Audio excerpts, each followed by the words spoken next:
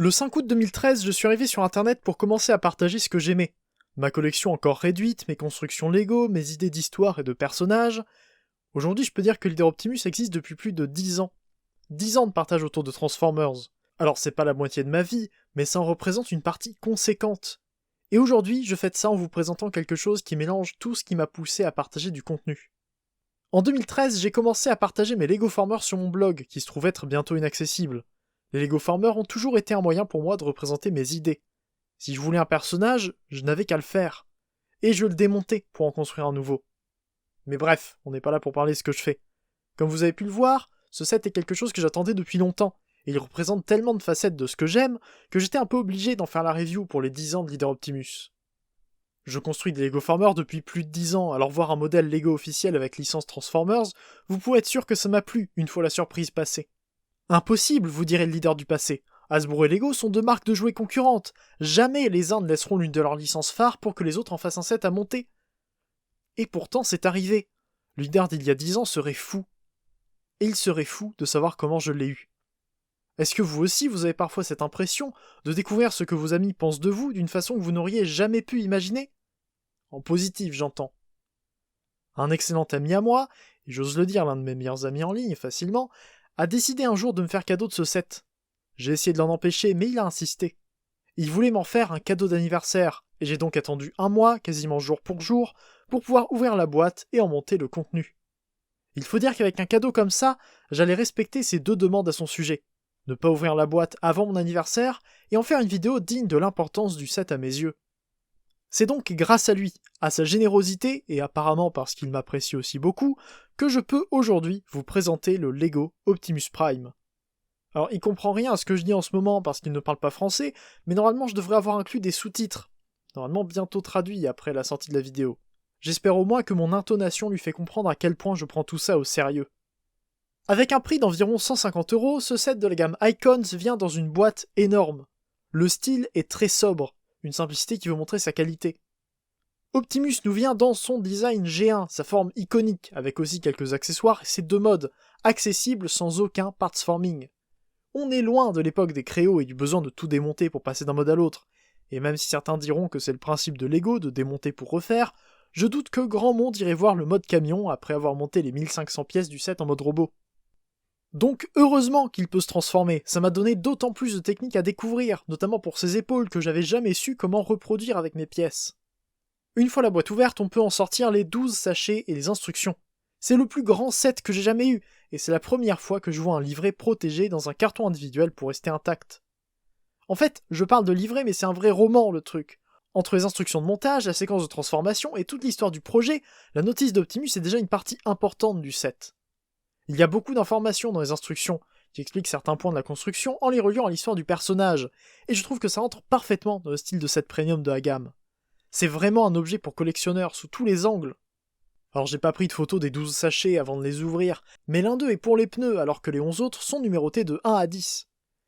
Et oui, au moins dans le mien il y avait 2 sachets numéro 5, qu'il faut ouvrir tous les deux pour avoir toutes les pièces pour faire la deuxième jambe. On s'est un peu fait peur quand on a voulu attaquer cette partie et qu'on a remarqué l'absence de la moitié des pièces, avant de se souvenir qu'il y avait 2 sachets à ouvrir.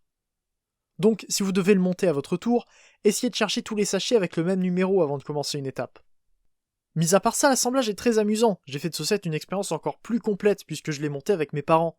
Un cadeau d'un ami qui représente tout ce que j'aime et que je fais avec ma famille. Vous comprendrez que c'est quelque chose de très particulier pour moi. Les instructions sont bien faites, comme toujours chez Lego, avec les habituelles pièces multicolores à l'intérieur pour faciliter le montage. Et contrairement à ce que les logos peuvent laisser penser, il y a très peu d'autocollants. C'est donc un moment un peu long, de quelques heures tout au plus, mais loin d'être frustrant et très intéressant pour ce qui est de la technique. Et justement, il est temps de passer au modèle en lui-même. Je commence par les accessoires qui sont assez nombreux pour donner pas mal d'options.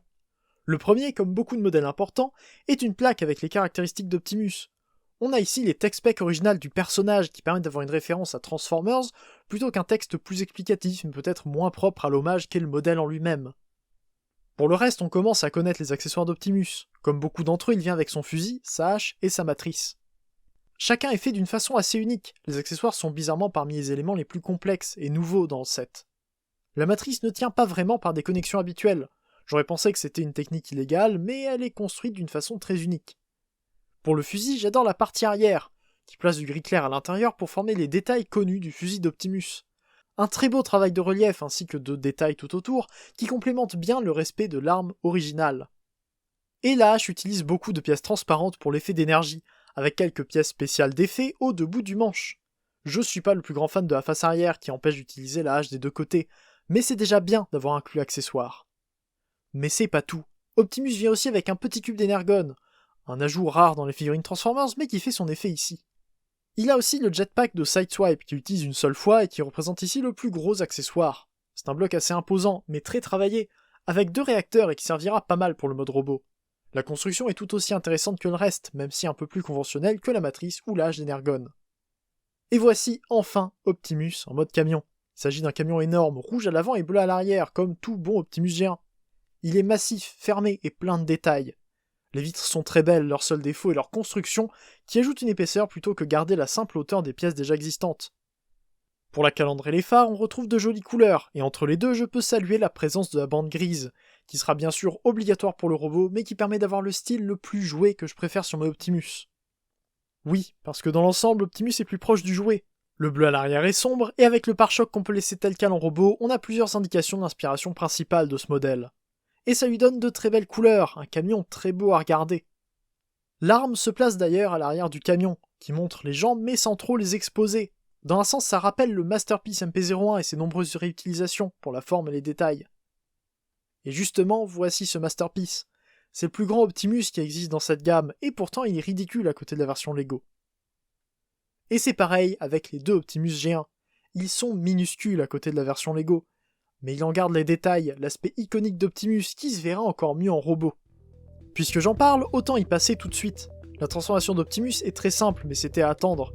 Il fallait bien respecter les normes de solidité des modèles Lego, et avec un robot aussi grand, on peut pas faire n'importe quoi.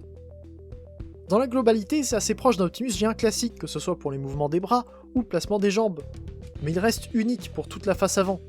Optimus Lego a un point commun avec le G1, le World's Smallest, le Robot Masters, le Hybrid Style et le Classics Deluxe. Il utilise la calandre du mode alternatif en mode robot.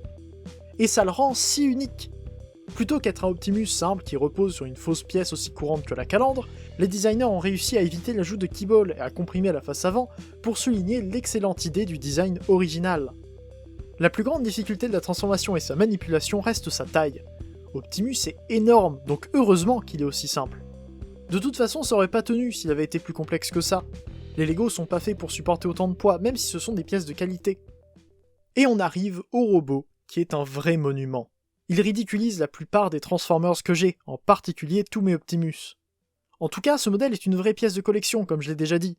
Ce n'est pas vraiment un set Lego à prendre en main pour jouer, c'est une pièce à poser un peu et laisser dans une étagère pour le mettre en valeur. Avec tous ces détails, il impose un certain respect, il dégage une présence qui correspond très bien au personnage. Sa tête est superbe, mais faites attention lorsque vous la montez. La pièce des yeux est imprimée, donc il ne faut pas la mélanger avec d'autres plaques de la même dimension. Le design est très bien pensé, avec plusieurs techniques pour lui donner tous les détails attendus. Juste en dessous, le torse donne très bien, j'ai déjà dit, mais l'avant qui se transforme comme ça, c'est à la fois inédit et très bien fait. En plus, avec les vitres inclinées, il y a une forme très organique, qui ne donnerait pas l'impression qu'il se transforme. Et les vitres s'ouvrent, justement. Et contrairement au jeu original, on y retrouve l'habituelle chambre de la matrice, qui n'est pas touchée par la transformation. Je trouve ça assez impressionnant, mais il faut dire que ça remplace l'habitacle du G1. La matrice y loge en tenant grâce à des pièces de ball joint, une façon particulière de l'attacher en place, mais qui fonctionne bien. Ensuite, on a la ceinture, avec le seul cas de parts forming du modèle. On peut enlever le centre du pare-choc pour le remplacer par une ceinture avec un détail orange, ce que j'aime un peu moins. Mais l'option est là, et c'est toujours une bonne chose, comme d'habitude. Les bras sont jolis, j'aime surtout les flèches peintes sur les avant-bras. En plus, ils sont assez compacts et j'aime bien leur forme. Les mains sont bien aussi, mais les doigts sont attachés ensemble. C'est des Lego, donc on peut enlever la plaque qui les tient, mais ça les rend moins solides, même si plus expressifs. Ensuite, les jambes sont juste énormes, mais n'ont pas changé par rapport au mode alternatif. Le seul détail vraiment marquant, c'est les réservoirs qu'on a retournés. Et comme l'a fait remarquer quelqu'un sur le serveur de l'Arche sur Discord, peut-être que c'était Max, ça aurait pu être bien d'avoir des détails de mitraillette comme sur le Hybrid Style. Mais c'est le genre de détail qu'on peut voir dans les Transformers, pas dans un set Lego qui ne rend hommage qu'à Optimus G1. Et j'ai quand même quelques trucs à noter ici. Déjà, le dessus des pieds semble se détacher un peu facilement, et ensuite on a des pièces que je n'avais jamais vues avant, orange vif en caoutchouc qui servent à le rendre stable. Et c'est une bonne chose, sachant que même ces Ratchet ne tiennent pas toujours au mieux. Ensuite, le dos est propre, les jambes sont entièrement fermées, et puisqu'il y a le compartiment pour la matrice dans le torse, il n'a pas un énorme creux comme sur le G1. Cependant, on peut rendre le dos encore plus complet. Le jetpack inclus permet d'ajouter un dos plus fermé, et même si je le laisse pas pour permettre de transformer Optimus sans partsforming, j'aime bien l'avoir quand je prends des photos. Il donne bien, et je suis toujours impressionné par le niveau d'inclusion du backpack sur son dos. C'est très propre. En ce qui concerne les autres accessoires, il peut tenir son fusil. Il s'attache sur l'avant-bras, ce qui permet une connexion solide, mais qui empêche la rotation du poignet. De toute façon, on verra que c'est pas trop grave. Je trouve que ça rend bien, même si le coude est peut-être un peu lâche pour le tenir. Mais c'est pire pour la hache. On doit baisser la main, comme pour aller en mode alternatif, ce qui révèle un emplacement pour la mettre. Et la hache donne bien, mais là encore elle est trop lourde pour tenir correctement. J'ai dû m'y reprendre à 3 fois pour prendre des photos. Alors bien sûr, en enlevant la main, ça fait moins de poids, mais ça reste dommage que mon exemplaire ne tienne pas. Je sais pas ce qu'il en est pour les autres. Et pour utiliser les armes, on a quelques articulations bienvenues. La tête est sur un ball joint très agréable à tourner, mais c'est des joints Mixel. Ils ne tiendront probablement pas dans le temps, donc il faut y faire attention. Les épaules tournent et ne montent que d'un cran, ce qui est assez peu. Puis les coudes tournent assez pour se transformer. Et j'ai déjà un peu parlé des mains, qu'on peut rendre encore plus expressives en enlevant une pièce de chaque côté. Les jambes ensuite sont plus limitées. Les cuisses vont un peu vers l'avant et l'arrière, et un peu vers l'extérieur. Et en dessous, il n'a pas de genoux. On a bien une rotation, mais pas de genoux pliables. Mais c'est pas grave. Non, c'est pas grave, parce que ce n'est pas le but de cet Optimus. C'est pas une figurine articulée. C'est un set Lego qui représente Optimus avec les contraintes de Lego et qui arrive quand même à se transformer. C'est déjà un miracle qu'il existe, alors ça me dérange pas qu'il ne puisse même pas faire semblant de marcher. Surtout qu'en dessous, les pieds sont sur des chevilles articulées pour le tenir dans une pose plus stable et naturelle. Donc non, Optimus n'est pas centré sur les articulations, mais c'est non seulement connu, mais je n'ai pas non plus de problème avec ça. Et maintenant je peux passer aux comparaisons, à commencer avec mon Optimus Power Master et ses 3 formes, juste pour voir. J'ai d'ailleurs vu un peu de casse parmi les pièces que j'ai utilisées dans ce modèle, ce qui est bien dommage. Mais bref, la comparaison que mon ami m'a demandé, c'était avec Optimus G1, et la voici. Je me répète, mais c'est un bel hommage à la taille du personnage emblématique. Il ridiculise même Optimus Power Master dans ses 2 modes. Et le voici à côté du MP04, l'une de mes figurines préférées. Là encore, 2 versions certes simples, mais tellement pleines d'amour et de respect pour le personnage que je ne peux que les aimer. Et ça m'amène à ma conclusion sur le Lego Optimus Prime. Et je me trouve à ne rien avoir à dire. Le set est énorme et bien détaillé, c'est une joie à construire, un monument dans ma collection. La pièce centrale de mes sets Lego est le plus grand de tous mes Optimus. Comme je l'ai dit au début de la vidéo, il représente tout ce que je fais sur internet depuis déjà 10 ans. Et c'est avec un certain sérieux que j'accepte ce cadeau incroyable d'un ami qui m'est cher. La vidéo aura pris son temps, mais je l'ai enfin sorti. Un remerciement insignifiant à côté d'un présent aussi conséquent. Mais Optimus ne sera pas pour tout le monde. Il faut de la place, de l'intérêt pour les Lego. Il faut aussi aimer les 2 licences au point de débourser ce prix pour l'avoir. Mais voilà, ça reste une expérience unique. Merci à vous de regarder et merci à vous de me suivre depuis si longtemps. J'espère pouvoir continuer ce que je fais pendant encore de nombreuses années. On se retrouve bientôt pour une prochaine vidéo, c'était Leader, fin de jour et salut.